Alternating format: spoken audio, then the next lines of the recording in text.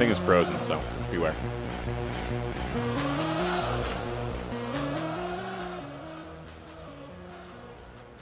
Is this a national championship team? Underneath all the questions and hype about Penn State Nittany Lions this fall and this offseason, that is the core question. Is this the next Big Ten team to bring back a senior-laden offense and defense, put together a veteran roster, and bring a title to Happy Valley? We've been talking about it for 8 months now, and it finally starts this afternoon, 3:30, against Nevada. Is the first game here for the Nittany Lions at home in the first of the 2025 season. One of the most anticipated under head coach James Franklin during his tenure here for the Penn State Nittany Lions. I am Thomas Frank Carr. This is the Penn State Football Tailgate Show. We're here to talk about the game for the next 90 minutes, break down what you need to know about the Nittany Lions. Come say hi. We'll be here live until 2 o'clock when we'll take you into the official pregame show for Penn State football on the Penn State Football Radio Network. Also broadcast here live on the Blue White Illustrated YouTube channel.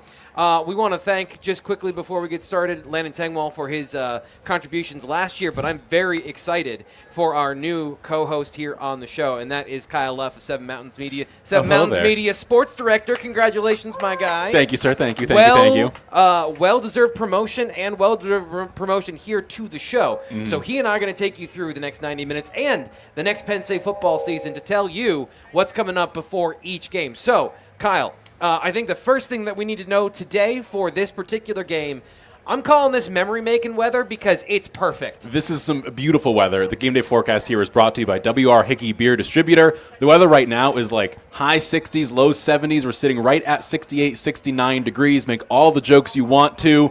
And the wind is getting about 5 to 10 miles an hour. That's what's going to be throughout the rest of the day. It's sitting pretty much at 70 for game time. So we're sitting at 70 degrees. It's beautiful. I have one quibble, and that is if you're in the shade, it's a little cool. A little if you're chilly. in the sun, it's a little hot. So it's one of those light jacket weathers that if I'm out there with a light jacket, I'm going to lose it because I was going to get too hot, and then I'm going to put it down, and then I'm never going to find it again. But that's just that's a personal problem, not necessarily a problem that, that's not the weather's fault that I have attention issues. And that's why we each have long sleeve shirts on. We can roll them up a little bit. Yeah, it's absolutely perfect out here, and it might be that kind of day for the Nittany Lions on the field. So let's take you back not to February, not to January when the Nittany Lions fell to Notre Dame in the Orange Bowl. Let's go back to 2022. Okay, we're going back a ways. The Penn State Nittany Lions put together a top 5 recruiting class, led by a star quarterback, their first 5-star in many years, Drew Aller, a 5-star running back from Pennsylvania named Nick Singleton, a 5-star defensive end named Denai Dennis Sutton from McDonough High School in Maryland. They put together a really impressive group of players, including Zane Durant.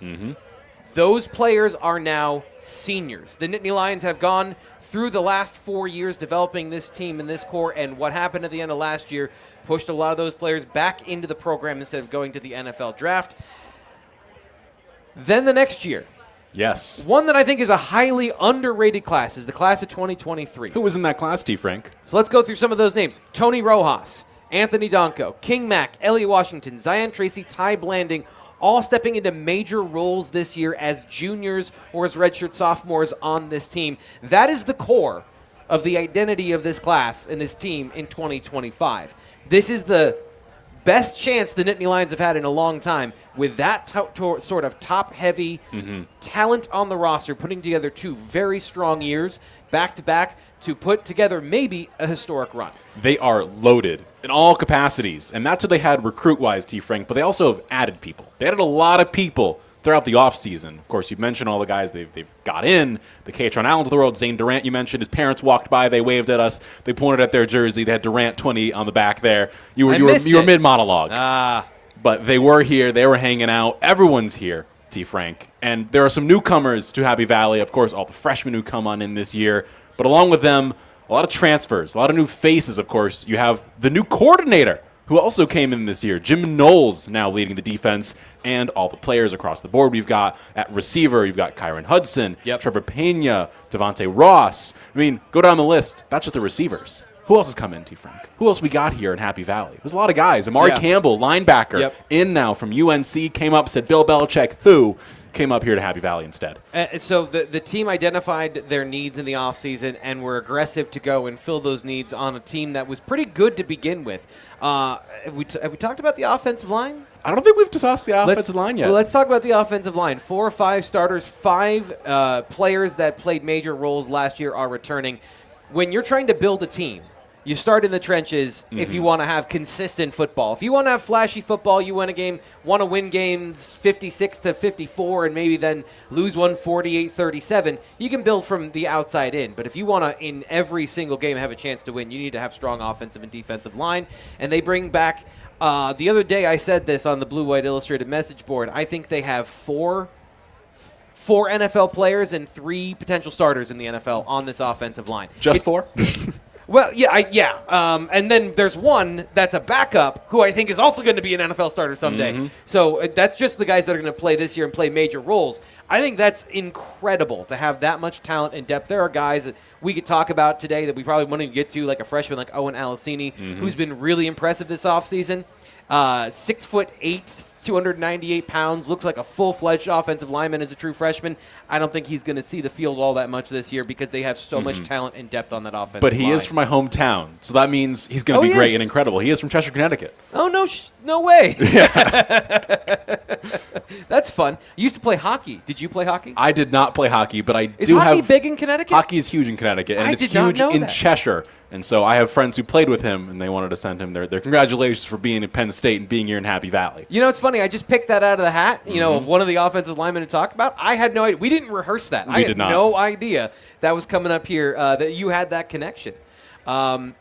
So we're going to get into a lot of this today. Yes. A lot of this will be review for a lot of fans who maybe watch the Blue White Illustrated YouTube channel, followed the show a lot. But, everyone's checking in to Penn State football fully for the first time today. So we'll talk about the offense. We'll talk about the defense a lot from a Penn State perspective. I'll get into some of the things schematically that I think are interesting. What's Andy Kotelnicki going to do on offense to reconfigure some of the things that they did last year with Tyler Warren into I think, a cohesive strategy for this particular year. And then, of course, we'll talk about the defense, Jim Knowles, and the things that we're going to learn on that side of the football. So that's really the roadmap for today. So hopefully you like Penn State football. I mean, if you're here listening. I hope you do. Unless you were just here listening to A to Z Weekend on the bus and suddenly now you got 2 guys yakking at you. Stick around if that's true because, we're good guys. Yeah, we're good guys. We talk a lot of things. Have a good time. All right, so what do we got coming up next, Kyle? Coming up next, we have a lot of things coming on. Of course, we have the open practice highlights coming up here, powered by Tri-County Tag Services. Before we get to that, T. Frank, it's a beautiful day today. I'm happy. Game day forecast, as we already walked through here, powered by W.R. Hickey Beer Distributor, is beautiful. It's gorgeous outside, and now we make our way in to the open practice highlights. Let's do it.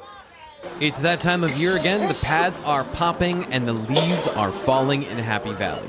I'm Thomas Frank Carr, and this is your Penn State practice update from Blue White Illustrated. Join Blue White Illustrated right now for $1 for your first week and enjoy a complimentary Year of the Athletic included in your membership. During the offseason, the program's focus has been on getting as many useful reps as possible for as many players as possible. Drills move quickly and players cycle through one after another.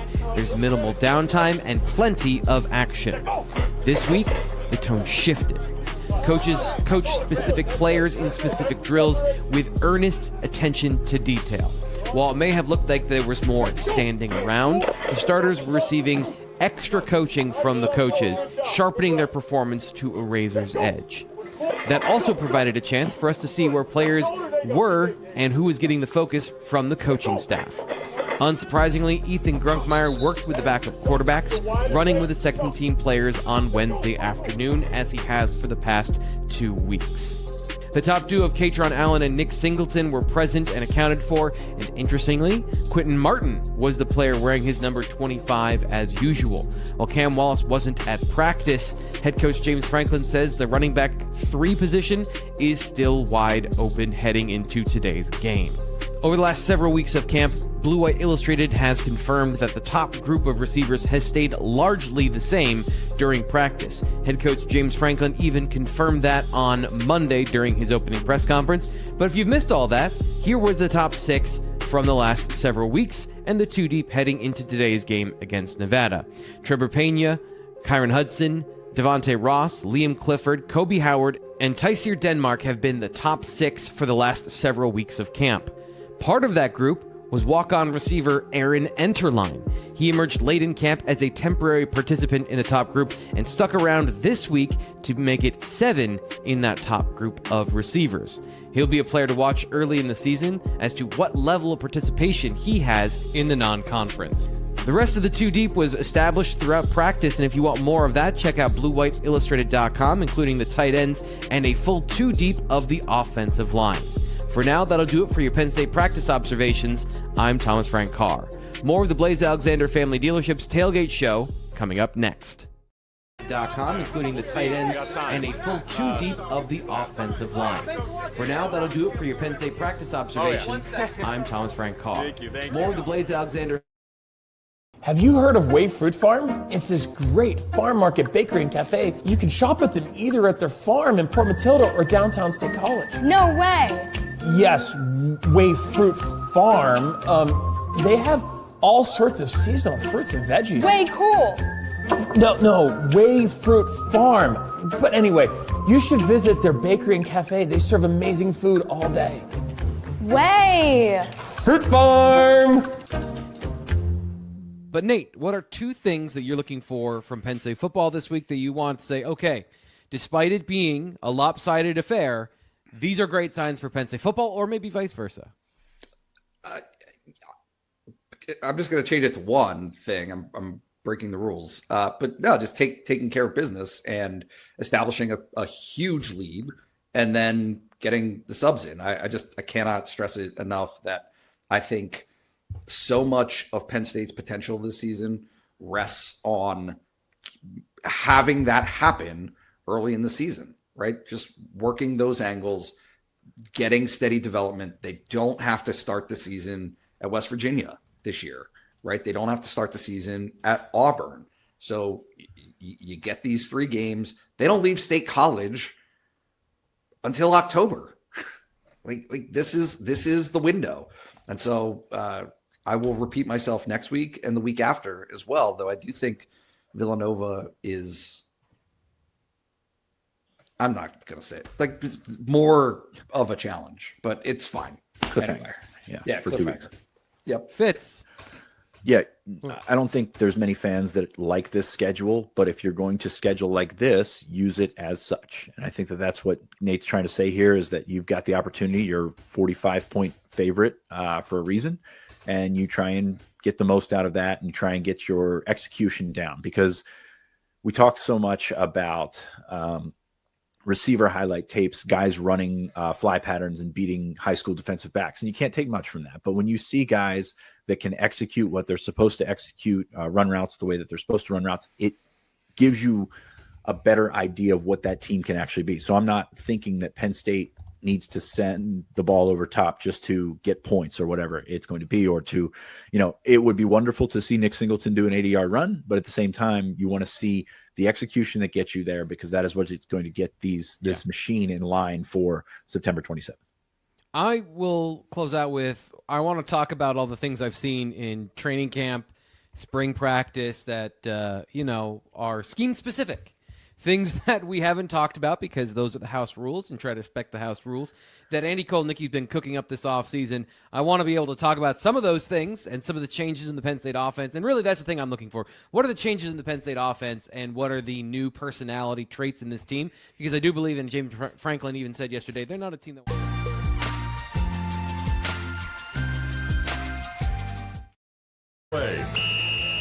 It is now time here in front of Beaver Stadium, West Shore home field of Beaver Stadium. The first real game to be played with the brand new theme. Yeah. And we're here discussing key matchups. Kyle F., Thomas Frank Carr here live on the Blaze Alexander Family Dealerships Tailgate Show here on 99.5, 107.5 The Bus, Bigfoot Country Legends, 103.7, 104.3, and streaming live on the Blue White Illustrated YouTube channel. And now it's time for key matchups. Mr. Thomas Frank Carr, sir, powered by Stalker Chevrolet. What is today's keys matchup? Yeah, so today's key matchup, if you've been watching football the last couple of days, you've seen a bunch of Big Ten teams struggling against athletic quarterbacks. Chuba Purdy is an athletic quarterback. So to me, it's going to be the Penn State defensive contain against Chuba Purdy's legs. So that means Denai Dennis Sutton. That means Zariah Fisher, defensive ends. That means corners like, I don't know, maybe Darius Dixon, freshman. Let me see if I can do this here. We have our 3-camera setup, so I'm going to try and get this out here. We have Darius Dixon's family. Y'all from all the way from California today? They came from California to be here. That's pretty awesome. And truthfully, Dixon's been very impressive this year, Kyle. He's been one of the things that you notice from him on film is that he was a very smart football player, a guy that at high school, Nittany High School in California, one of the premier high schools in all of college football, did a great job of playing multiple positions there. I actually thought he might have been a nickel here because he did such a good job playing that kind of hybrid role. But he came in and he took one of those spots on the outside this spring, looked really good in the blue-white game, multiple PBUs in the blue-white game where he was able to break on balls and has earned a green light from James Franklin as one of the clear players that's going to be a part of this. He's the fourth cornerback in a room that's got 3 starters. So that means basically he's the second starter. He's on the second string behind AJ Harris as one of the top players on the defense. So it's a loaded cornerback room.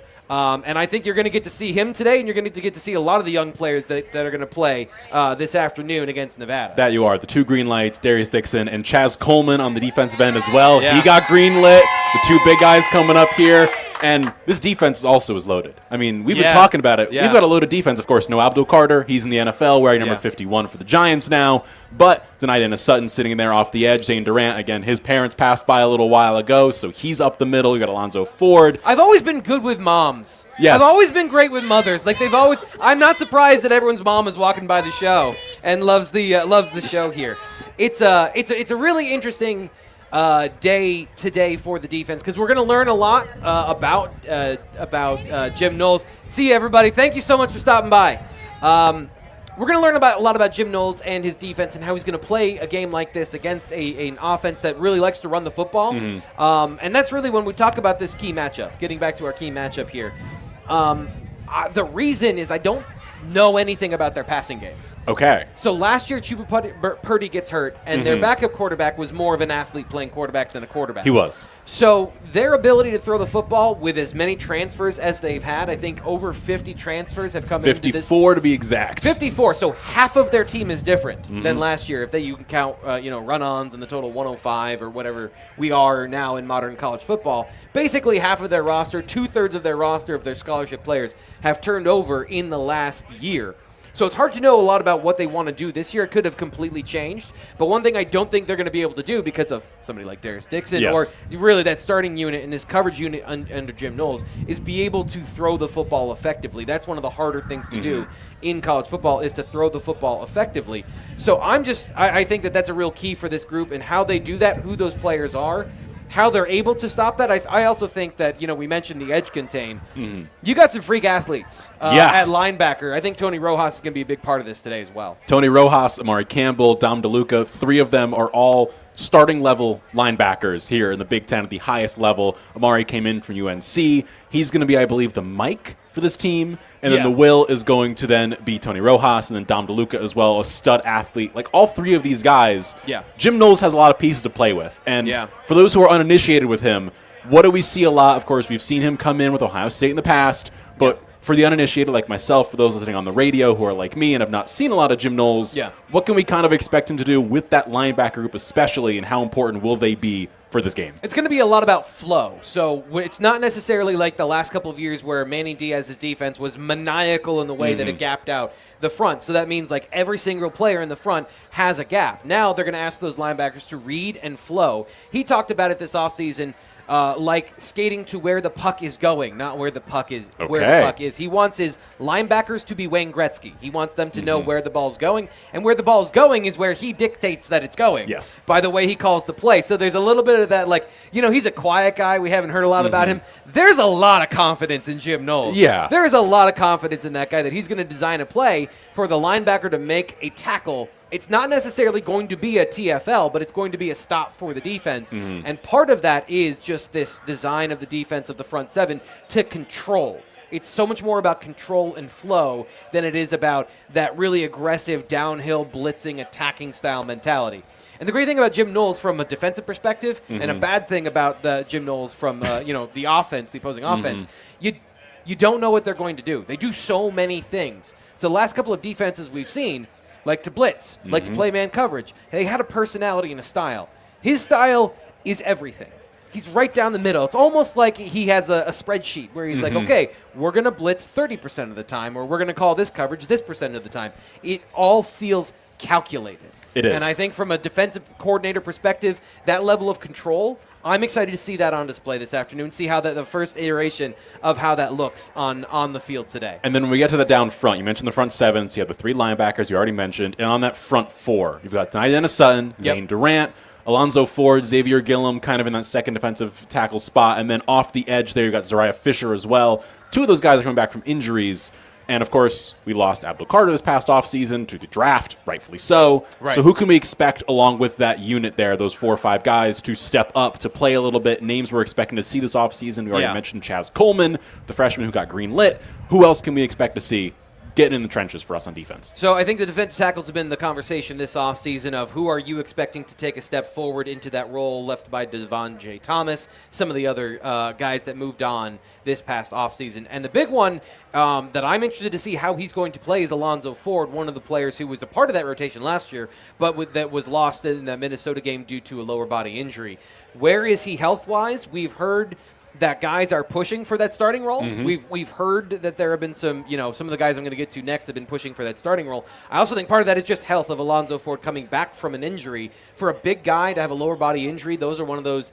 Sometimes they take a little bit longer because they got more weight on those joints than you do somebody who's smaller and a little bit lighter. So, where his health is, that's one of the indicators. But then really the players that I think fans are excited to see is that next wave of guys that are going to be here for the next couple of years, led by Xavier Gilliam, redshirt freshman. I'm super impressed by this guy. I think he's got the body type. I think he's got the style of play. And he's got the size, somebody who moves with quickness but has power and size. I'm always looking for who's the next complete defensive tackle. Yes. Not necessarily who's going to be the next pass rusher, who's going to be the next great athlete, who's going to do it all. Yeah. Who's going to be the guy that can stop the run and can play the pass. And I think Xavier Gilliam, he's right on that 300-pound mark. He's 6'3". He's got great length. He looks like a defensive tackle in like a classic defensive tackle in all the ways you want. I think he's going to be a guy that fans see and flash a lot in this particular game.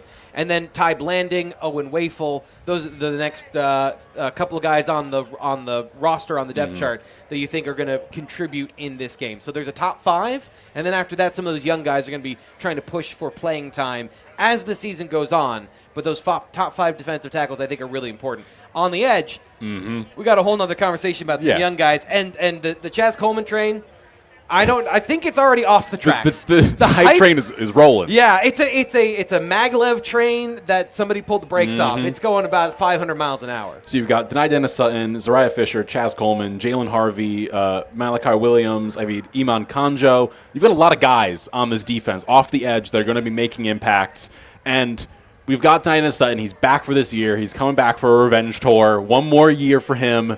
And I'm just excited to see what it looks like off the edge for these guys, because that was what impressed me most last year from Penn State. Was even when they were banged up, Nittany and Abdul Carter, they still got after everybody incredibly well. Made plays. Zariah Fisher was the same until he got hurt last season, so him again coming back, one more year of him here at least. I'm excited to see what those guys look like off the edge, and add in the youth as well of Chaz Coleman, who doesn't know any better at this level. He's like, I'm just going to go out and get the quarterback. I'm going to go do my job. Yeah. And he doesn't know when to quit, which is a good thing in this case for him, for Camacho. Like, we're sitting here with a really young defensive front, and then you go back to the other side of things, the other end of the defense, T. Frank, to the safety spot where they're as a literal safety, as a redshirt freshman starting for this team. Yeah. We're sitting here with safety starting, redshirt across the board. I am excited to see exactly what happens. Now Chaz Coleman's We've had 4 families walk by already during and we were just talking about Chaz Coleman. You were talking about the safeties. Yes, the safeties. So this group, Antoine Belgrave Shorter is now starting, a redshirt freshman. He's that first starter. He's earned the starting spot here. Yeah. You have him. You have King Mack, who returned from Alabama, made a quick trip down to Tuscaloosa, came right back up, and he was like, I want back here. No more Nick Saban. He left Alabama. He's back up here. Day-Day Lane had 1 year of starting due to the injury to KJ Winston last season. So this is a really strong safety unit to go off the other end from the defensive front, which we already discussed. So it's going to be interesting to watch that rotation beside Zakee Wheatley. And I'm also interested to see who spells him in this game because That's a very pivotal role, that middle field safety position. What I expect anyway of the way they played Caleb Downs at Ohio State last year, that they'll use Zakee Wheatley in that way. And that is so there's this whole convoluted talk about the safety position. Let's get into it. And Zion Tracy. Is he a nickel? Is he a safety? Is he a corner? And the answer is yes. He's a defensive back. He's all of those things. So essentially how this defense works is those three players in the middle of the defense are going to rotate, spin, and move in a bunch of different ways that make it a quarterback's nightmare. The point is you're going to play a coverage shell, meaning the top layer of the defense that a lot of people don't see on TV, and they're going to play that in a way that the quarterback won't know pre- and post-snap what he's looking at, creating indecision. The offense plays slower, and then the defense can make more plays. So in the middle of that three is where Zakee Wheatley is. Think of it as the center point that everything's going to spin around. Yes. So that is a very important role. Who's his backup when he comes off the field, meaning if something were to happen, who's the guy that takes over that role and how that all works. But in the other side of the field, the boundary, the strong safety, the short side of the field, that's where Antoine Belgrave Shorter I'm expecting to start, which is super impressive, Kyle. Yeah. Let me just phrase this to you. Last year at this time, he was playing corner. And a year and a half ago, he was a high school corner. So, he is now playing a strong safety, meaning he moved from one position to the other in less than a year, and is now not only that, but the opening day starter for the Nittany Lions. That's a really impressive For the number 2 team in the nation. That's a really impressive thing to do. No one does that. That doesn't happen. Yeah. And he made it happen. He made it possible. He put in the work. As you mentioned, it was November he started switching over to this position. So it's been, all of 8 months, 9 months he's had to change over and get to the point where he could start and do well. And does that mean, again, we're not going to see a lot of King Mack or Day-Day Lane? No. They're going to play a lot. We're going to see a lot of them. But he earned that spot to be the first man up out of those 3 guys. We're going to see all of them, how they fit together. I am just so intrigued by this team because they're so deep across the board. I mean, across the defensive side, they're just deep. We're doing this as the offense in a little bit. They're deep there too. Penn State's sitting here with a lot of players who we're going to see, and let's say someone does get injured, there are 3 or 4 guys who can step up comfortably into the roles they need to and make it work. It's the experience, and that's why this first 3-game portion of the season I think is really important, because you've got some young guys, and Antoine Belgrave Shorter wins that role, but what does he look like against some of the better teams on the schedule? I think they'll feel more comfortable after 3 games of seeing him do it at full speed, as opposed to going in cold against West Virginia, which is something they would have done last year with their schedule. So there's still some growing for this team to do. The defense is deep and talented, but there is some of that experience that they need to get into some of those positions. And I do think, and I'll put this, I think, diplomatically, having a redshirt freshman go out and win that job, very impressive, and I think it's very good for Penn State that they now have 4 safeties they feel comfortable playing. Ideally, one of those other players would have won the job immediately. Yes. They would have been able to. One of the older, more veteran players would have stepped up and taken that role from him, from next to Zakee Wheatley. Stepped up and learned a little bit. And I think we'll see that growth and development, especially at that safety position, throughout the next couple of weeks here, and we'll figure it all out throughout the non-conference season heading into Oregon as to kind of the hype season. What have we been talking about in terms of what's real and what's not real? How much is this player's been good for the Nittany Lions in the offseason, and this player's good for Big Ten football at the highest level? That's what I think the next couple of weeks are going to be all about. That it is, and we are here discussing this live on 99.5, 107.5 The Buzz, Bigfoot Country Legends, 103.7, 104.3, streaming live on the Blue White Illustrated YouTube channel. And this is brought to you by Blaze Alexander Family Dealerships, celebrating more than 40 years of service to the community. Blaze Alexander Family Dealerships has a vehicle to fit your budget and transportation needs, home with a $1,000 lowest price guarantee with 20 locations throughout Pennsylvania. And now, T. Frank, we're going to throw it over to the person who's in charge of all of them, the head honcho, Mr. James Franklin, the Coach's Corner, brought to you by Happy Valley Adventure Bureau. Who has time for press conferences? That's why we've set aside the most important stuff for you. It's Coach's Corner, powered by Happy Valley Adventure Bureau. Penn State football is back. The Nittany Lions are back after a long 2025 offseason to take on the Nevada Wolfpack at home at West Shore Home Field at Beaver Stadium.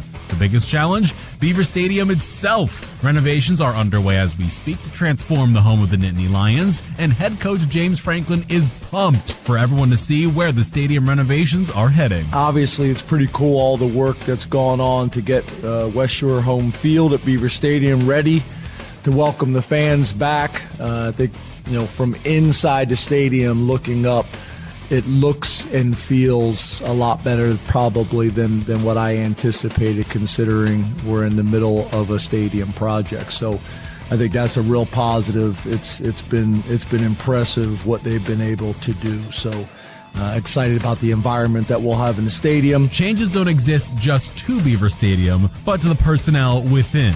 Penn State poached defensive coordinator Jim Knowles from the Ohio State Buckeyes and made him one of the highest paid coordinators in all of football.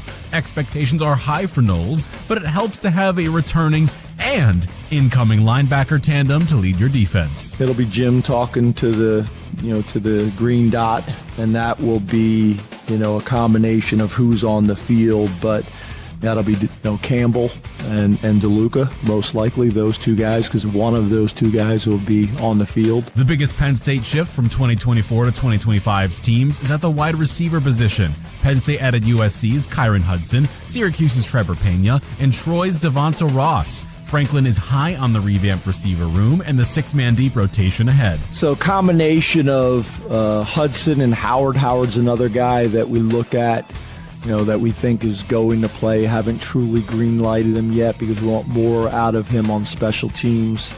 Pena and Denmark and Ross and Clifford. That's the six guys right now that I would say are part of that conversation. What will this new Penn State identity be for the 2025 season, you ask? Well, James Franklin is pretty honest about what fans can expect heading into opening day of the latest Nittany Lion football season. For us, we want to play well. We want to build confidence. We want to do whatever we got to do to get a win. What I would say is that, and this has been the approach for really 12 years and really 15 years, my time as a head coach, we want to try to play a lot of guys. I think we have to build and develop depth by playing a bunch of guys. That was your Penn State Coach's Corner. More from the Tailgate Show in a moment. The game visitor list for Nevada. Ryan, I was really impressed when I read this morning. Nearly 50 players. We were talking about this being maybe a ghost town and for the first 3 weeks of the season. You guys pushed back on that over the last couple of weeks, I should say. Nevada's looking pretty good, so here we are. What are we looking at for week one visitors? Yeah, this was always the plan to try and have a good showing this week. And I think again, especially considering Ohio State, Texas is in town, and how anticipated that game is for regional guys. And don't get me wrong, there would be a lot of top talent there, but remember, Ohio State also recruits nationally too. So it didn't drain the region, I think, as much as maybe I kind of thought it might. But, right now I have about a dozen scholarship guys there. It'll be more than that. It'll probably be about 15 or so. And the thing that's also impressive to me is how many guys with Power 4 offers are going to be in town, guys that I do expect Penn State to offer at some point. I mean, that's well over 20 right now. And, there'll be some other young guys who, aren't really on the radar at the moment, but we'll certainly be talking about here, in the year ahead. So I think it's actually one of the best non-Power 4 opponent lists I've seen, Sean. I don't know. I mean, can't think of too many in recent years that stack up as far as this goes, talent-wise. But, obviously they've also always had, it's been a 9-game schedule. They've been playing the West Virginias and the Auburns and stuff like that. So you've always kind of had a marquee game where you really haven't had too many of these three lower, not as fun opponents in the non-conference season.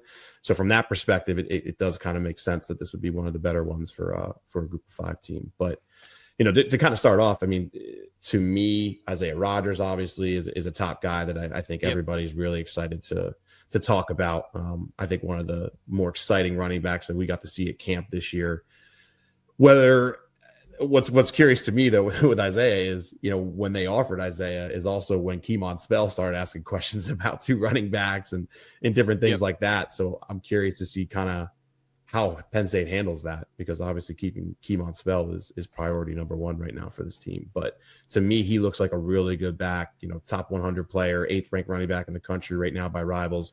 He's out of Springfield, Massachusetts, by the way, 5'10", 190. But, to me, he's one of the top guys that I think could realistically end up at Penn State. Raylon Henry's coming in as well from St. Francis. To me, I don't know how realistic that is long term, for Penn State to kind of land him. Hey, I guess they did get one. Come on. What's that? Penn State's back in at St. Francis. They got Amari Polidor, who didn't join St. Francis or wasn't really even part of St. Francis. I know. Admitted, but I know. So long term, we'll see if they can do that there. But to me, Raylon Henry's more of a national recruit who will probably end up elsewhere. But to me, I'd have Isaiah Rogers certainly circled as a top guy. Ryan Wooten's a 3-star prospect. Lorenzo Tartamella, another 3-star prospect. 2 2027 guys who have Penn State offers. Tartamella seems like someone who's certainly very interested in Penn State, where he stacks up on Deion Barnes' board. Live on 99.5, 107.5 The Bus, Bigfoot Country Legends, 103.7, 104.3, streaming live on the Blue White Illustrated YouTube channel. Kyle F. and Thomas Frank Carr here on the Penn State Football Tailgate Show, powered by Blaze Alexander Family Dealerships. T. Frank, we broke down the defense. We had visitors from Zane Durant's family, Darius Dixon's family, Chaz Coleman's family. Yeah. And now we go to the offensive side of things. Maybe more families will stop on by as we're chatting about them. Maybe we'll speak them into existence. Yeah, Jeff Exeter's family anywhere? Yeah, anyone... Owen Alcini's family from Cheshire, Connecticut coming on by, possibly, maybe. Oh, yeah, you just need to send a text. Apparently, you can just, make that happen. I know a guy. And speaking of a guy, I guess he's that guy for Penn State. He returned. There were rumors of maybe he would be leaving in the offseason. Drew Aller back at the helm for Penn State in the quarterback role. What are we expecting out of Drew Aller returning the head honcho this year for the offense? Yeah, the quarterback position is always the one we start with, and really it's the end result. It is the product of the offense that it's in, and the product of the offense that it's in has a lot to do with the fact that the Nittany Lions have brought in all these transfer wide receivers. But this is the way I phrase it this offseason.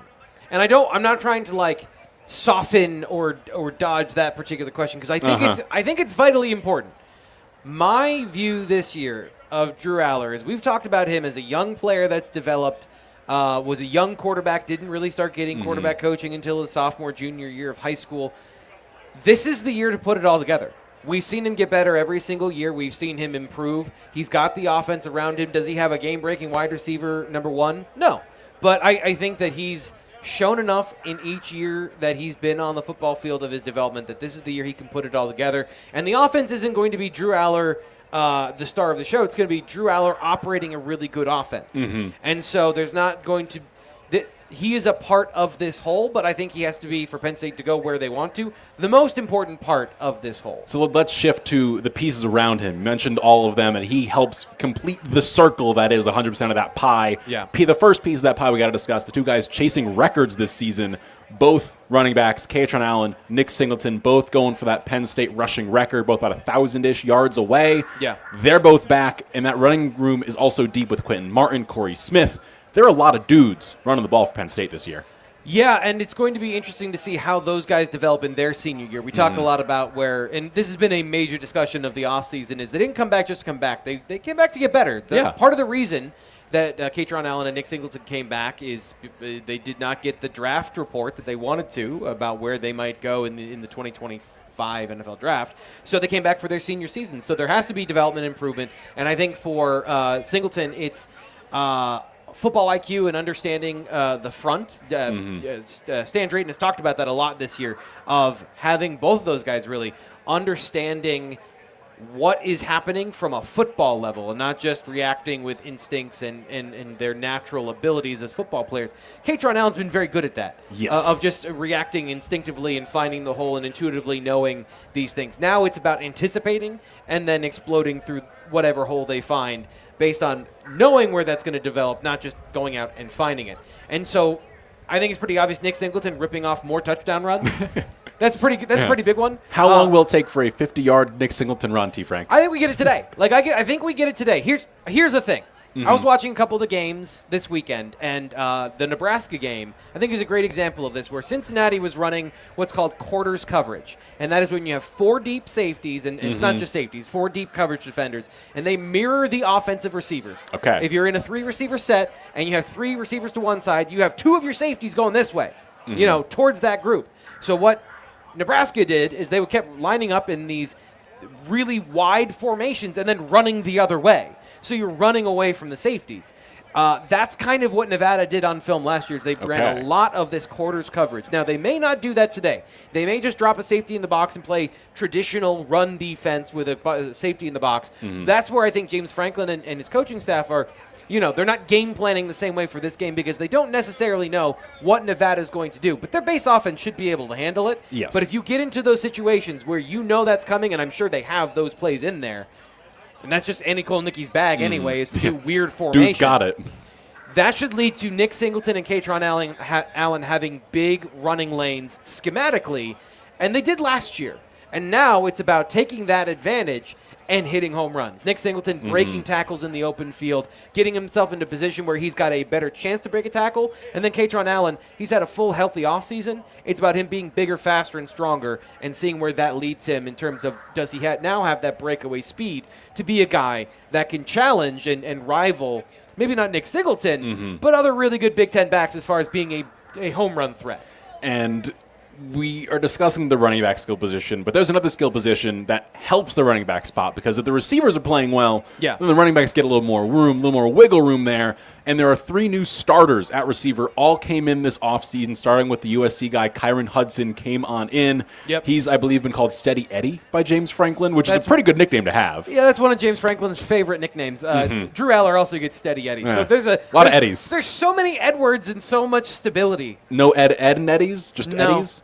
You're not too young to know Ed and Eddie? I am not too young to know that, T. Frank. But yes, you've got Ed Kyron and Eddie Hudson. Was my favorite. It is a great show, and so we'll be watching Kyron Hudson. You're blowing right by that. Right past this blowing one. right by Ed and Eddie. That's why you're doing this today. Because I'd be like, hey, let's talk about that from the 90s. And I'm here to keep us on track on the show. So you have Kyron Hudson at receiver. You've also got Trevor Pena coming from my alma mater of Syracuse, coming on down here about 4 hours south. He's going to take a spot in. You went to Syracuse? I did go to Syracuse. I believe the Newhouse sticker on here somewhere on my laptop. Okay. Right there. Syracuse, by the way, is the Harvard of journalism. It's like, you just can't help but bring it up. I went to Syracuse. Yeah, I went. I did not go to Syracuse. You went to Syracuse. I did. Well, Trevor Pena also went to Syracuse. He did. Someone who came from Troy, however, Devontae Ross, he is also in this receiver room. He's been a little banged up, it seems, this offseason because we've got him alongside, I believe, Liam Clifford in that same kind of slot. There's kind of a flip-flop of who's going to be where. Yeah. But you have them at the receiving spot. Alongside them, you've got Tyseer Denmark, Kobe Howard.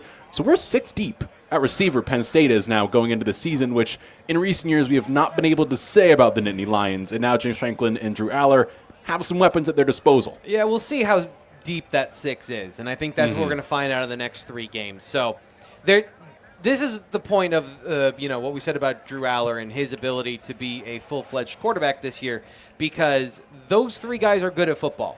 That you mentioned, those transfer receivers. Kyron Hudson, great route runner, physical, contested catch guy. He's going to be aggressive to go get the ball. I don't think Drew Aller necessarily trusted anyone to go get the football. He did a couple of times, and then fans are mad at him because those turned into interceptions at the end of games like, I don't know, Oregon and Notre Dame. Tough subject to bring up. Kyron Hudson is a much more physical, ball-dominant player up, above the rim. And you know who else is? Who?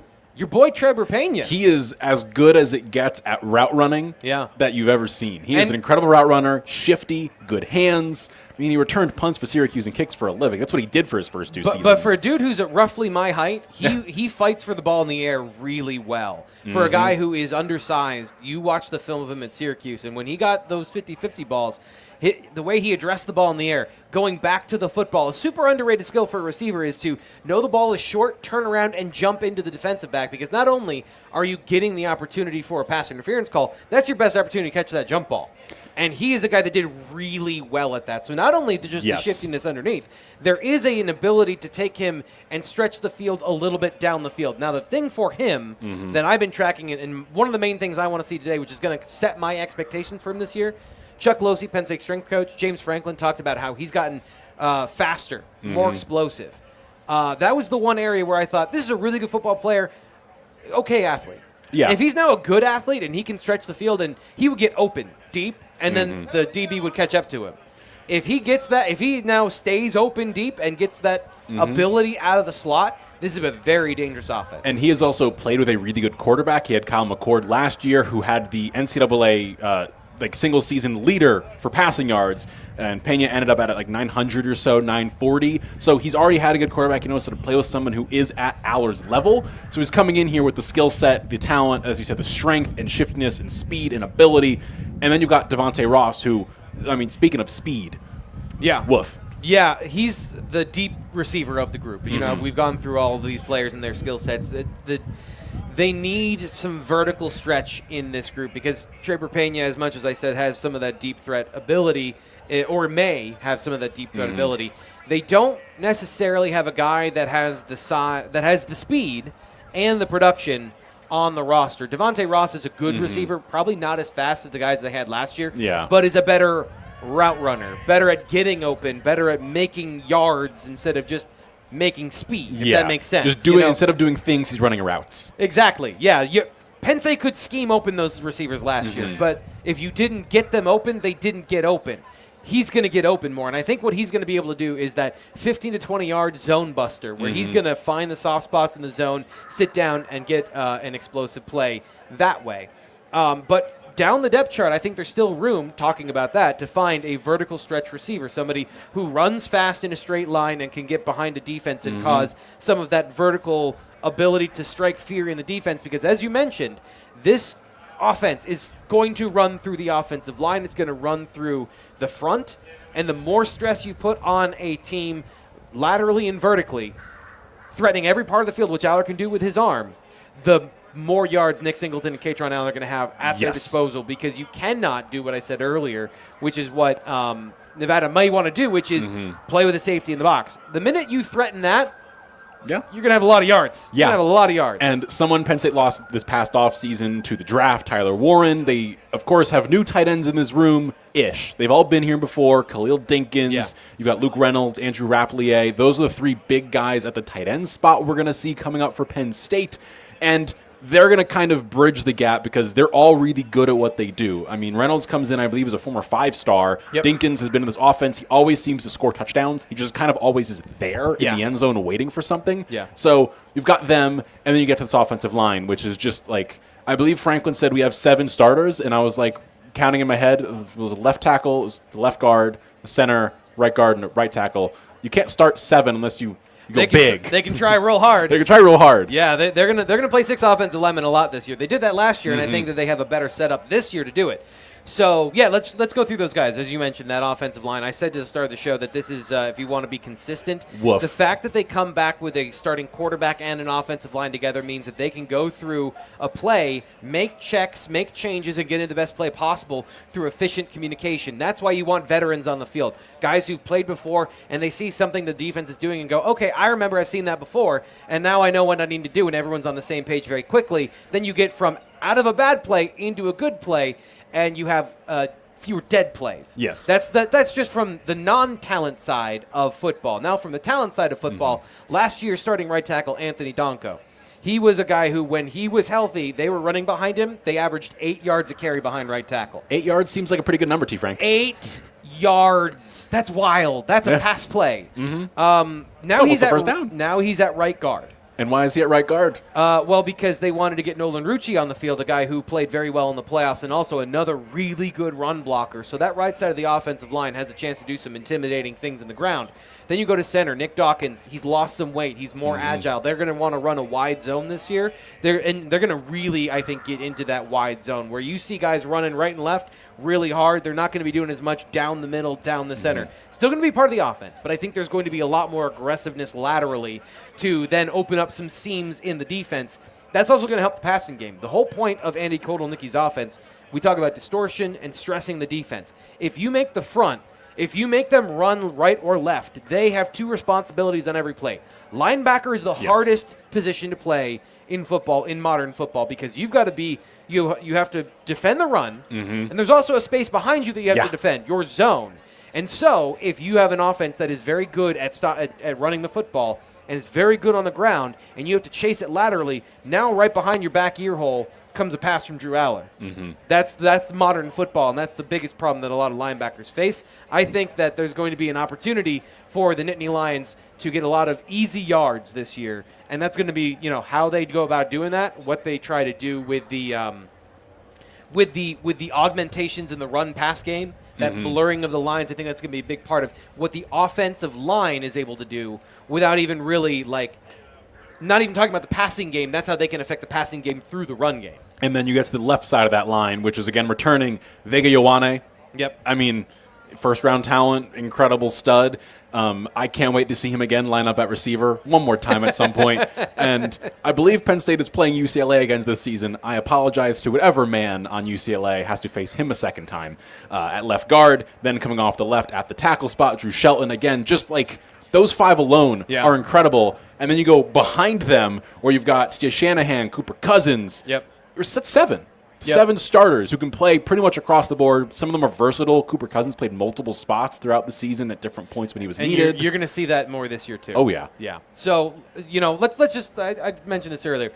Drew Shelton's an NFL draft pick. Yes. I've ballparked him as a second-round pick because I think there's a chance he has to play guard in the NFL, although he's athletic enough. In the right system, he could play tackle. But he's day 1, day 2. I would say that. Vega Ioane could push his way into the first round depending on how he tests next year, but I think that this is going to be his final year in Happy Valley. He's dropped a lot of weight this year, an explosive athlete on the ground. I've been waiting for him to really take over, from a physical perspective. He's so big and so strong. I thought over the last couple of years maybe he didn't need to be that big, and he could still be violent and explosive with speed. I'm very interested to see what the new look 323-pound instead of 343-pound Vega Ioane looks like. And then you go to that right side of the offensive line where I think you've got Donko as a future first-round draft pick, maybe not this year because he's playing guard. There's a little bit of that baked into the conversation. Nolan Rucci, this is his last year at college. This is his year to prove that he is an NFL tackle.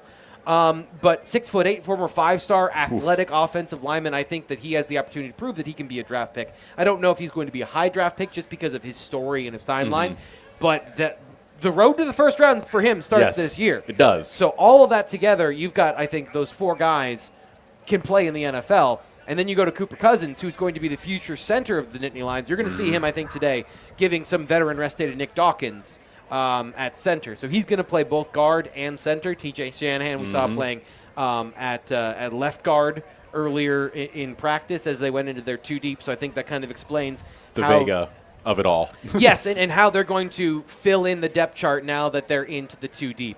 And then another guy I want to give a shout-out to that I think was on track to being a part of this, making it 8, is Javen Williams, a guy who was playing tackle because all the players we were talking about, they didn't play in the spring. No. So Javen Williams got a lot of time at tackle, and he's a former 5-star, super athletic. Again, a guy that I think his future is at guard, but he can play tackle, he can play guard. He's been playing a lot of guard in camp so far, so we might see him. He's coming off of he had a cast on his hand. I think it was a wrist or a thumb or something like that for the last probably 6-8 weeks. So he's going to be just getting back into it. James Franklin said he was just cleared recently, back to full speed. I don't know if we'll see him today, but in the non-conference, I think that's another guy. If you want to push it even further, he's another guy that I think has NFL talent. It's just about the maturity and the development of where he is. He took that turn in the spring, then got hurt. We got to see where he starts back up here now that we're into the regular season. So what you're saying is the entire offense is NFL talent, has one of the best coordinators in college football, Andy Kotelnicki, controlling it and masterminding and puppeteering there. We haven't even gotten to the like I said, well, we did get the freshmen. Yeah. We got to the freshmen early. Mentioned them too. Yeah. Malachi Goodman is a 5-star offensive lineman who I don't think we're not going to have a whole lot of time to talk about today because they've got so many other players. What do we got here? Do we have an update here on the Ohio State In terms of Texas, Ohio State is up 7-zip. C.J. Donaldson had a 1-yard touchdown run on a 4th and 1 to get them in the end zone. So OSU is up 7-zip over Texas. Ohio State is now driving. Julian Sand, 5 for 9, 48 yards. Donaldson's 10 carries, 31 yards. Jeremiah Smith only has 22 total yards on the day so far. Right. But it's only the first quarter. It's second quarter. 3 minutes to go in the second. He should have 75 yards by the second quarter. Yes. Yeah. How dare he not? Let's talk about the tight ends. Yes. Let's talk about last year, Tyler Warren, and what to expect this year.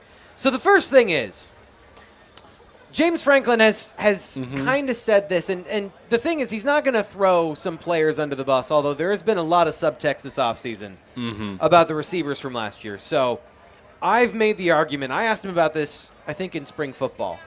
When I asked him, what do you want your offense to look like in the passing game now that you have this opportunity to reshape it without Tyler Warren touching the ball so much? And he said, Tyler Warren is great. Tyler Warren plus receivers would be better.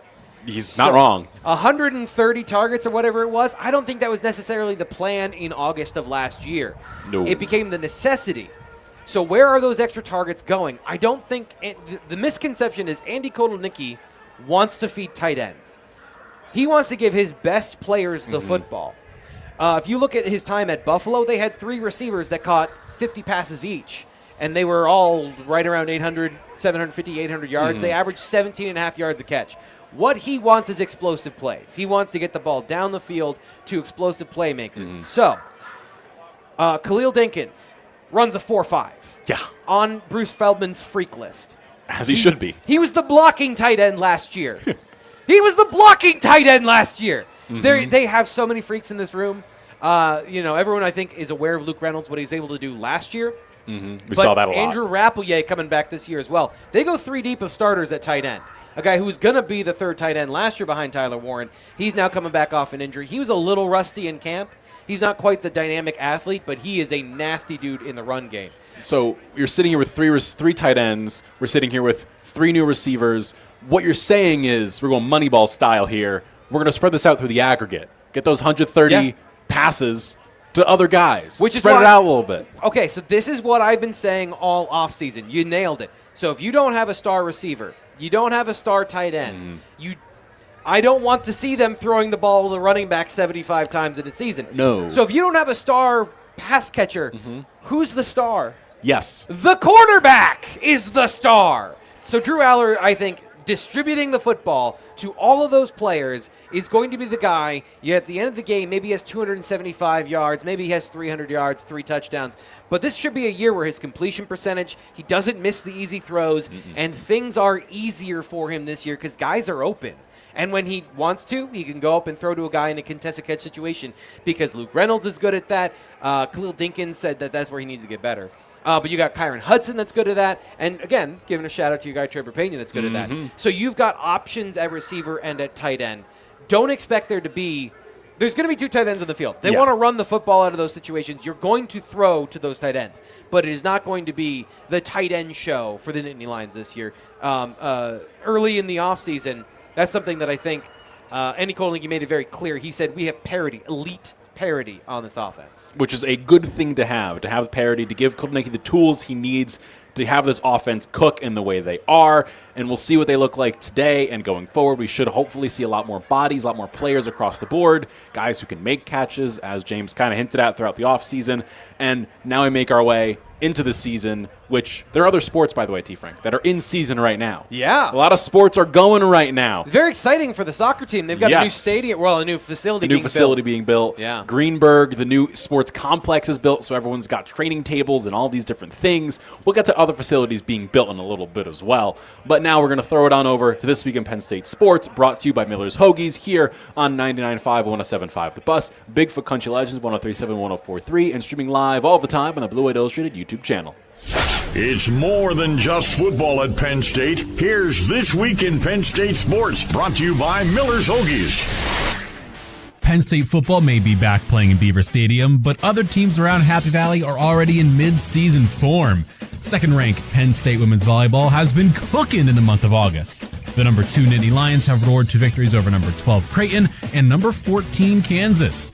Katie Schumacher-Cawley and co. head to Pittsburgh to PPG Paints Arena tomorrow night at 5 p.m. against Arizona State before taking on TCU on Monday in the Steel City. Their first official home matchup is on Friday, September 5th against Kentucky in Rec Hall. Aubrey Culpa's brace gave the Penn State women's soccer team its 3rd win on the season Thursday night. The Nittany Lions took down Santa Clara at Jeffrey Field here in State College, continuing their hot start. The ladies take on James Madison Sunday here in State College before starting a road trip to Virginia and Liberty. The men's soccer team wrapped up their 2-game New York road trip, drawing 1-1 against Syracuse in upstate New York. Freddie Bell's 43rd minute strike canceled out the Orange 13th minute hit from Kelvin DaCosta. The men return home to take on 24th ranked Missouri State on Monday right here in State College. And that was This Week in Penn State Sports. Back to the Tailgate Show with Thomas Frank Carr and Kyle F. in a moment.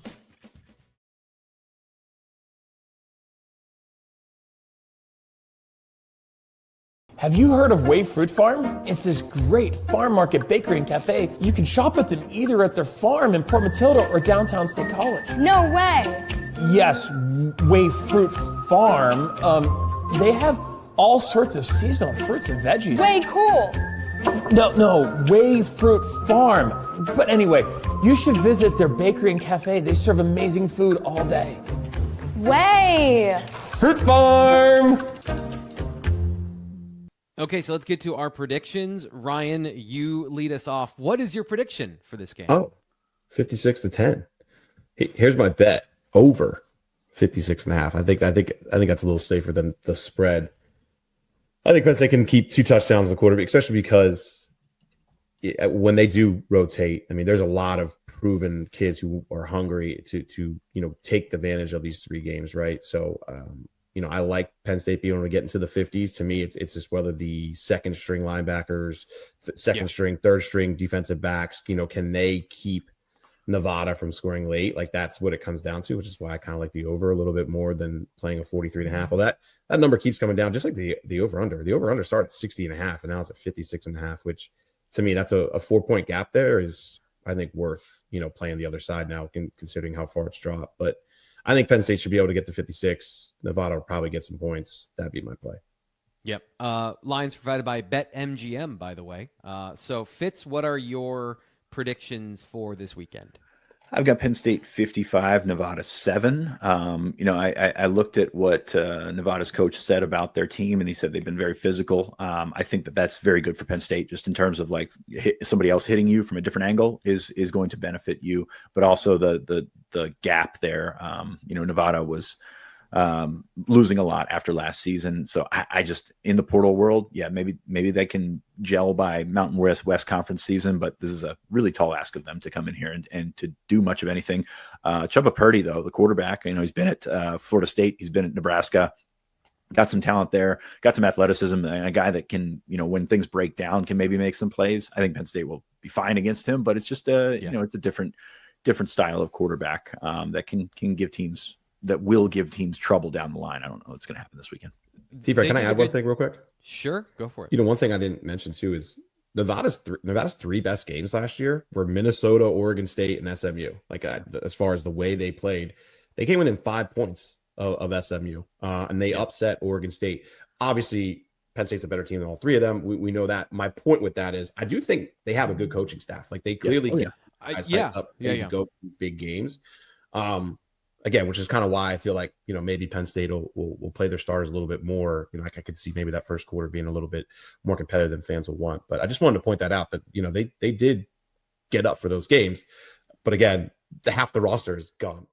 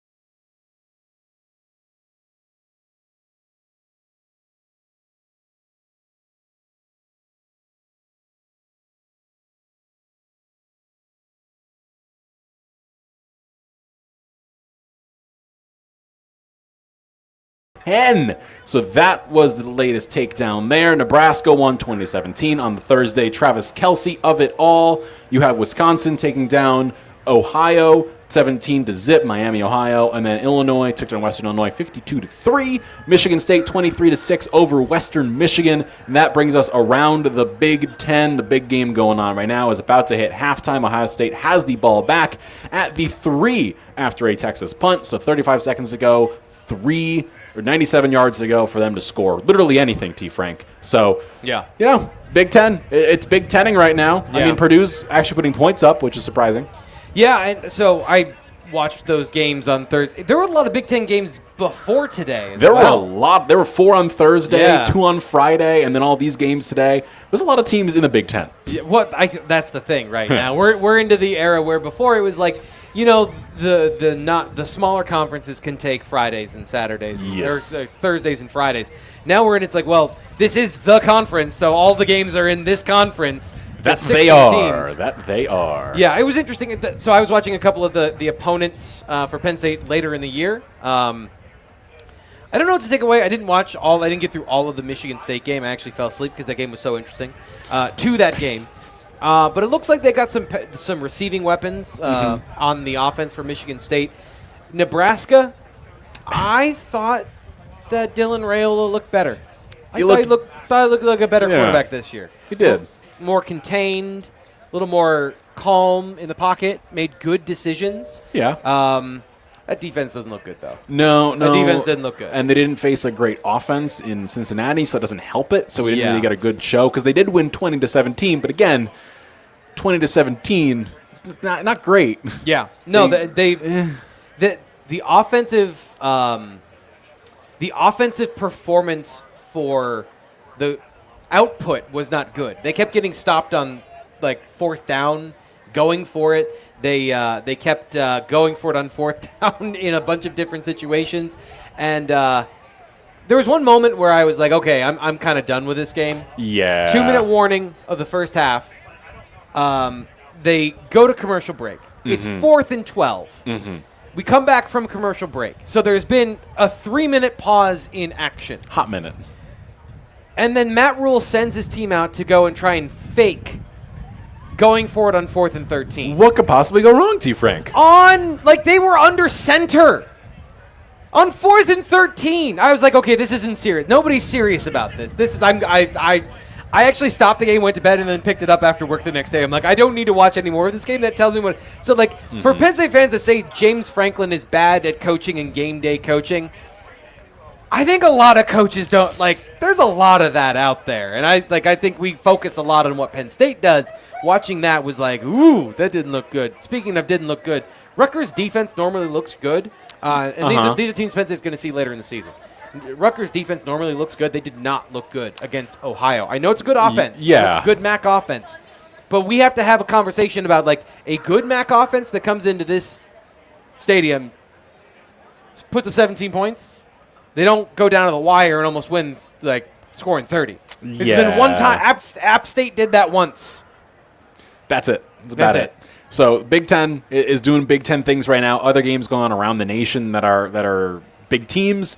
Tennessee is beating my Syracuse Orange 24-7 right now. Joey Aguilar are we getting having a good Syracuse showing. Update on every show? We are doing it because they're playing a top 25 team, which they're going to play 6 times throughout the season as of the preseason rankings. So we're getting Kyle Syracuse second is what we're going to get here on the show. We are. I'm now going to make an intro to Kyle Syracuse second. Where Go for it. We're going to give you 30 seconds on the clock, and you can talk about Syracuse on every show, but we're containing it to 30 seconds. Well, they're down 24-7 with 4 minutes left in the second half. They are about to score, hopefully, though. It's going to be 15 seconds by week 5. Yes.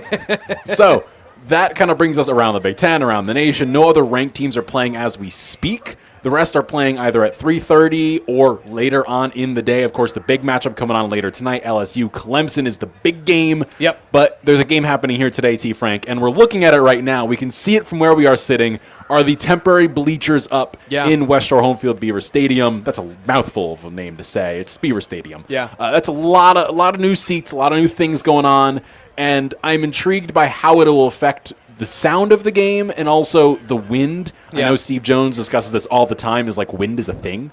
because it is Well, for kicking. you're creating a circular environment for the wind to swirl. Yes, And when you create a bowl, these stadiums are so big they affect the weather patterns. And that is how it has been with the press box, how it was straight vertically up. Yeah. Like, it kind of did swirl, but now with these temporary seats or these open areas to the sides, how will it affect the wind pattern, especially when you're kicking the ball? We'll see that with Ryan Barker later in the day. Yeah. So we'll see exactly how that is, and it may not have a big factor today because it's only 5 to 10 mile an hour winds. But when we get to the end of September on the 27th at a nighttime game against Oregon, that could be a very different factor. So we'll see exactly kind of how it looks as we're going throughout everything else, T. Frank. We had a lot of time on our hands. Penn State has 3 games to kind of get used to the wind, and Barker has time to get used to it. So does Riley Thompson. So we had a little bit of time. A little time to get ready for everything. We've got a bunch of people watching and following along on the Blue White Illustrated YouTube channel. One of our regulars here, UBS Calzone, says Zariah Fisher out today. We'll be getting you the full availability report shortly, but that's a big one. James Franklin hinted at that, saying he thinks Chaz Coleman's going to play a lot. And that's kind of where my mind was when he's talking about, like, well, Chaz Coleman's going to play a lot. I was like, okay, well, that's going to be part of the conversation today. Now, we have the full list Kyle, here. what Zion is the Tracy is questionable. He's the only man that is questionable. Out, we've got the guys like Caden Saunders, we know is already out. Max Granville's out. Josiah Brown, Zariah Fisher, Mason Robinson, Caleb Artis, Brady O'Hara, Liam O'Haron. We got a lot of guys out. The big one, though, Zariah Fisher is out. Yeah. Granville, Caden Saunders also out. And then questionable Zion Tracy. a couple other guys on that list that I find interesting. Peter Gonzalez out. I know he's been dealing with bumps and bruises throughout summer camp, and that's really unfortunate because I wanted to get a chance to see him play at full speed, but apparently he's not quite up to full speed. And then another one that I think is important, Egan Boyer coming back from an offseason injury that he sustained in the spring. We saw him on Wednesday. He was in a practice jersey. Okay. He was not, or he was in like the second, the depth, the D squad jersey, excuse me. But was still practicing. So interesting to see. Like, you won't be able to see him. So your boy Owen Alicini might be the next one up. The freshman might be the next one up at tackle. So there's going to be, I think that's a really important aspect of today from the depth perspective. Not necessarily the starters. Obviously, Zariah Fisher being out is the biggest news there. But some of the guys down the depth chart that will affect what we learn from some of those young players this afternoon. So appreciate you, UBS Calzone, for giving us a tip-off, and thank you for getting us that. We'll be providing those to you throughout the season when they're released while we're here live on the Penn State Football Tailgate Show. You want to talk a little bit? What are we going to do next? I mean, the last big thing here, we got the stadium. We discussed that. We kind of brought that up, how it'll affect all the things going on. I kind of want to bring up a little bit more Nevada stuff. Okay. Why not? The big name to watch, of course, you're looking for names, trying to people think you would think of. I saw a jersey of Thomas Whitty today as we were driving in here. Number 98, I believe, defensive tackle for them. He is the big guy to watch on defense, coming up the middle right at Nick Dawkins. So he's the guy to watch on defense. The fact that someone has a jersey of him, I didn't know. He's one of the players that stayed. He's one of the players that stayed. You He's also available. have another name to recognize is Nate Burleson II. Of course, one of the sons of the CBS. Nate Burleson played for the Lions, Seahawks, a plethora of teams. Those are the two kind of names to watch either side of the ball. Burleson is the X for this team in his third year. Whitty, the main sixth-year defensive tackle, coming up the gut right at Nick Dawkins. So those are the two big guys to watch here, T. Frank, as the wind is swirling. We're getting whiffs of different smells and scents and things going on. There's tailgates going on here. The crowd's having it. The crowd's having a good day today. And it's beautiful weather out. It was a little slow earlier. Now, we got here insanely early, but the tailgate lots were full, and then people were filtering in. I like these 3:30 games because not everyone's trying to get here at the exact same time throughout the day. It's been a great way everyone filters in. And it's been nice to see everybody as we pass by here just outside the Bryce Jordan Center. You can come say hi. You can wave. We'll be here for another couple minutes. We're going to get to our predictions in just a little bit, but you mentioned Nate Burleson II. One of the things you can do when you have a running quarterback is bring everybody in the box and chuck the ball deep. I have a feeling if you're Nevada and you want to make some noise on a day like today, that vertical passing game is going to be something you're going to try. Yes. The problem is, last year in the national championship game, Jim Knowles faced a team that was running the quarterback on every other play in Notre Dame. And he didn't drop a safety in the box. He's unafraid to give you a couple of yards to win the war overall. So I don't think we're going to see that today. Like as much as I don't want to say like Nevada's not going to be able to do anything. Unless this defensive line, who we just talked about without Zariah Fisher, makes a lot of mental mistakes, unless it's Chaz Coleman, the young guy makes a lot of mental mistakes, and they go after him and hammer him in the run game, which is the harder thing to learn if you're a young football player. That's the harder thing to learn as a football player. I think that's the area where they have an opportunity to make some noise in this game. I don't see them dropping a safety in the box and allowing some of those explosive plays down the field. That's like the number one thing this defense doesn't want to let you do. No, they do not let you do that. And even like the only time they really did it was when they faced the most explosive player in college football last season in Tez Johnson. That was pretty much the limit of when they let explosive plays happen. Yep. So that factor is taken out of it. And of course, as we've kind of mentioned, gone through around the Big Ten, brought to you by Valley View Retirement Community. The only game Ohio State is now at halftime up 7-0. So not a great game to send off Lee Corso to. But it's happening. It's a game going on right now. Both quarterbacks are kind of doing what we thought they would do, T. Frank. And now we're kind of wrapping our way on into our predictions, which we'll get to in a little bit here on the Blaze Alexander Family Dealerships Tailgate Show on 99.5 107.5 The Bus, Bigfoot Country Legends, 103.7 104.3, streaming live on the Blue White Illustrated YouTube channel. Blaze Alexander Family Dealerships celebrating more than 40 years of service to the community. Blaze Alexander Family Dealerships has a vehicle to fit your budget and transportation needs, home with the $1,000 lowest price guarantee with 20 locations throughout PA. And now we'll go to a break before we get to the predictions. The game visitor list for Nevada. Ryan, I was really impressed when I read this morning. Nearly 50 players. We were talking about this being maybe a ghost town and for the first 3 weeks of the season. You guys pushed back on that over the last couple of weeks, I should say. Nevada's looking pretty good, so here we are. What are we looking at for week one visitors? Yeah, this was always the plan to try and have a good showing this week. And I think again, especially considering Ohio State, Texas is in town and, how anticipated that game is for regional guys. And don't get me wrong, there would be a lot of top talent there. But remember, Ohio State also recruits nationally too. So it didn't drain the region, I think, as much as maybe I kind of thought it might. But, right now I have about a dozen scholarship guys there. It'll be more than that. It'll probably be about 15 or so. And the thing that's also impressive to me is how many guys with Power 4 offers are going to be in town, guys that I do expect Penn State to offer at some point. I mean, that's well over 20 right now. And, there'll be some other young guys who, aren't really on the radar at the moment, but we'll certainly be talking about here, in the year ahead. So I think it's actually one of the best non-Power 4 opponent lists I've seen. Sean, I don't know. I mean, can't think of too many in recent years that stack up as far as this goes, talent-wise. But, obviously they've also always had, it's been a 9-game schedule. They've been playing the West Virginias and the Auburns and stuff like that. So you've always kind of had a marquee game where you really haven't had too many of these three lower, not as fun opponents in the non-conference season. So from that perspective, it does kind of make sense that this would be one of the better ones for a group of 5 team. But, to kind of start off, I mean, to me, Isaiah Rodgers obviously is a top guy that I think everybody's really excited to talk about. I think one of the more exciting running backs that we got to see at camp this year.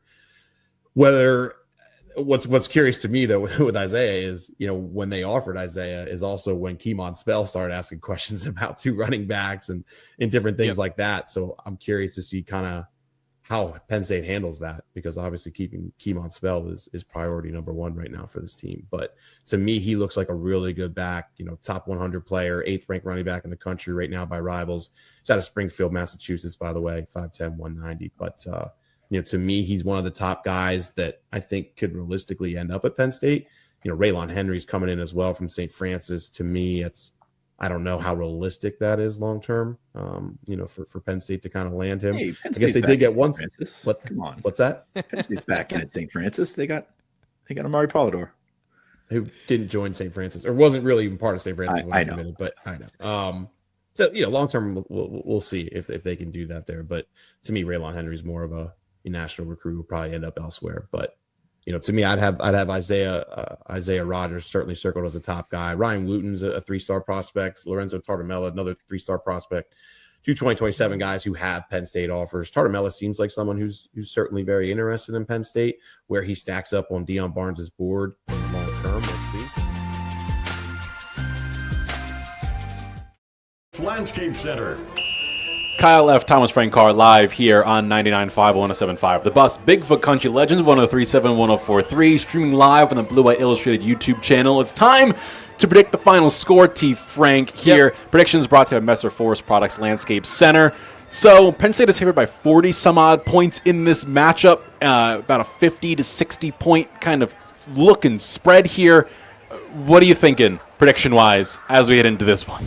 So, like I said, my predictions so far this year in the offseason have been about expectations. I predicted this team can go 12-0. They can run the table and, sure, maybe go to a national championship game. I don't know. I don't know the wide landscape of college football to say they're going to win a national championship. They should be one of the teams that has odds, and they are. They are a prohibitive favorite to make it there. To do that, they need to be more explosive on offense. And so I think they need to come out in this game, and it's not just okay to win this game. I do think they need to show a little bit of that, hey, this is a national championship offense. So for me, the expectations are, you remember when they were super explosive, a guy named Saquon Barkley was on the field? Heard of him. And they could put up 60 points a game? 66-6 is what I think is. 66-6. I just didn't want to say touchdown for Nevada. But I think 2 field goals might be appropriate. Maybe 66-3, somewhere in there. But Penn State should be putting explosive touchdowns. They should have multiple plays that after this game you go, hey, I know it's Nevada, but that was really good. I mean, again, how everyone's talking about Bo Pribula at Missouri. Put up a 60-piece. Penn State fans should have somebody they're talking about that way after this game, whether it's Nick Singleton, whether it's one of the receivers, or whether it's Drew Aller. Offensively, I think that's the key. And then Zuri Fisher not playing, maybe that's not great, but it's still, I think the defensive talent and the plan overall. I think because now they practice in the offseason, in the summer, they're able to actually work with players between the end of spring camp and now. I think this defense should be in enough that they can play functionally throughout the afternoon. I would agree with that one. I'm going a similar score to you, a little different, a little closer of a score, T. Frank. I know, craziness here. I think 62-10 feels about right. I think I'm giving Nevada a touchdown. I think Zuri Fisher's injury will be a part of that. You lose him. He's a talent. He's a starter for you. So you lose him. I think 10 points feels about right for Nevada. I think you've got 8 touchdowns in Penn State and then a couple field goals. Get Barker some work in there. You don't have to go for the big guns at the end. Give him some leg. Let him get some kicks up in this new stadium. Yeah. 62-10 feels about right for this game. It's so good that you care about the special teams. You've brought it up twice today because I would totally forget to do that. Special teams matter to me. Okay. They don't. They matter to me, but they don't. We have Gabe Wosu still kicking, doing kickoffs. We have Riley Thompson punting, and we of course have Ryan Barker on the kicks. Yep. And then returning, by the way, which we didn't really get into a lot. The returners, you have Tracy, Pena, and Ross for the punts. Kicks, you have Nick Singleton, King Mack.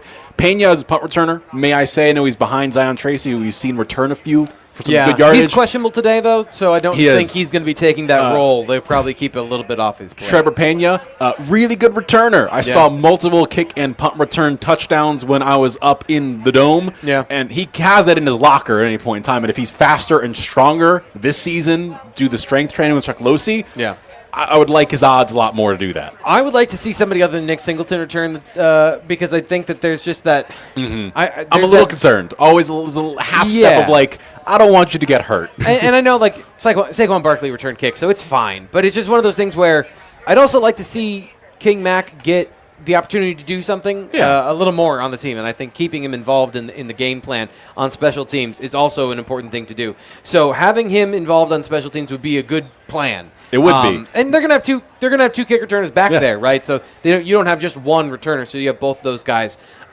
deep. And I want it because here's the thing: King Mack is fast. He's lightning quick. He runs a 4.3, and I know he's a smaller guy, but he's tough through contact as well. So I think that he's a guy that can make a big impact on special teams. And then the punt return game, it sounds like James Franklin and the staff are more interested in being aggressive with that as opposed to maybe the last Other than 1 year, other than when they had Daquan Hardy, it was much more about just catching the football and not losing yards than it was about creating opportunities on that particular side of the field. I think it helps that Zion Tracy has another year as the returner, and you do have Pena, who is an experienced returner. That was his first 2 years at Syracuse. He wasn't a receiver, really. He was just the returner for them, and he scored multiple touchdowns, including a 98-yard kick return. Like, he can do that, and so I'm intrigued to see what happens in this game. So 62-10 for me, 66-6 for you, I believe is what you called it.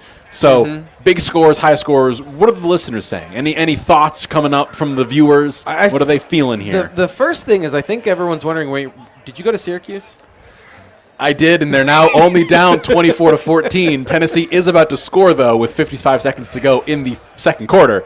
So they're only down by 10, T. Frank, against the 24th team in the nation, Tennessee Volunteers, who, by the way, are the worst color of orange. Yeah. So let's talk about the receivers quickly in the positional breakdown, because I think that there's, Devontae Ross also was banged up this offseason as a guy who came in and played in the winter and in the spring very well, was consistent, was there, got banged up in the summer and was kind of limited throughout training camp. So I think there's going to be a bit of a work into the lineup for him, which means you're going to see a lot of Liam Clifford. They're going to play, James Franklin even named the pairs. Okay, so if you're building a depth chart, you've got the X, that's Kyron Hudson. In the slot, Trevor Pena, your boy, who also went to Syracuse. Yes. And then you're going to have Liam Clifford, I think might even be the starter today at that Z position, which is your kind of route runner out to the wide side of the field. But Devontae Ross, that's where he'll play. Those two are going to rotate together. But Franklin even mentioned that those two are going to play, that position, kind of splitting those duties at that spot, which is different because that's Liam Clifford used to play in the slot. He can play all three positions, but that moves him out of the way of Tysier Denmark, who I know is a Penn State fan favorite in the offseason. Everyone wants to see what he can do. That's going to be the big thing, is these young players we mentioned earlier. You have a couple of guys that I think have an opportunity to make some plays today because of some of the situations with people being banged up. Kobe Howard. Kobe Howard going to be behind Kyron Hudson, as a guy who also played the slot this spring. He did not win that competition to play that position, so they've been moving him around trying to find a good place for him. And then Tysier Denmark, those two. Another dark horse to know, I think, is Aaron Enterline, walk-on receiver, a redshirt freshman. I did see a jersey of his, by the way, walk by here a little while ago. He's probably his family. Probably. And it's a family affair here with Penn State football at Beaver Stadium. He is a good athlete. Great size, great hands, and was a walk-on just in the recruiting process, just because he didn't really get his name out there. And Penn State was able to get him, kind of stash him as a walk-on last year. We've been talking about him on the Blue White Illustrated message board for a while as a guy who's got, Big Ten talent that they got kind of in that way. Where that lands on the level of does he play today? Does he play this non-conference season? How much does he factor in this year? I'm interested to see, but we talked about, some rounding out that receiver room from a talent and traits perspective. He might be a guy that slides in there in that Devontae Ross, Liam Clifford conversation, or over with Kyron Hudson. He's an outside receiver for sure. And if there's anyone who could utilize outside receivers, inside receivers, tight ends, running backs, just athletes in general, it's going to be Colton Nittany. I mean, the man's got like a spreadsheet in his brain. I imagine him as Charlie Day in what's it called? It's Always Sunny, where he has the board and it's all the string. That's what I imagine Colton Nittany like in his head at all times. Like, I can do this. I can put Enterline here and put Pena there, put him 10 yards back in the backfield all the way to the right, and he'll just do that in his head. A couple things that I want to shout out here now that we're at the end of the show and that we're almost here to game day that I haven't been able to talk about really for a while. One, under center play action is going to be a big thing for the Nittany Lions this year. I think they're really trying to play into Aller's skill set, and they're trying to play into the running back skill set. If we all remember the shovel pass to Tyler Warren, I think that's going to be done this year, but from a different position and maybe from more than one player. They're going to be splitting that kind of concept, but it's still going to be in the offense. So keep an eye out for guys lined up in odd positions. I think that's something that Andy Colton Nittany likes to do. We've seen him do that in different places. So the offense is going to be very diverse. And then Who's going to run the football? The answer is yes. Yeah, people are. If you are an eligible receiver and you can line up in the backfield, you will be running the football. So Wildcat's going to be part of this. Drew Aller is going to be able to run the football. We've seen them do all of these things in the offseason. And, now that they may put it all on film today, these are some of the things I'm looking for from a schematic perspective of these are the details of how are you replacing Tyler Warren? Maybe we see some of that today. Thank you for listening in to the Penn State Football Tailgate Show, powered by Blaze Alexander Family Dealerships on 99.5 107.5 The Bus, Bigfoot Country Legends 157 104.3, streaming on the Blue White Illustrated YouTube channel. I'm Kyle F. This is Thomas Frank Carr. Shout out to Angela, Chris, Jason, Dusty, Garrett back in studio, everyone getting us here on these airwaves. We will see you after the game. Now we're throwing it on over to Steve Jones, Jack Ham, Roger Corey for the call of the Penn State versus Nevada football game. You've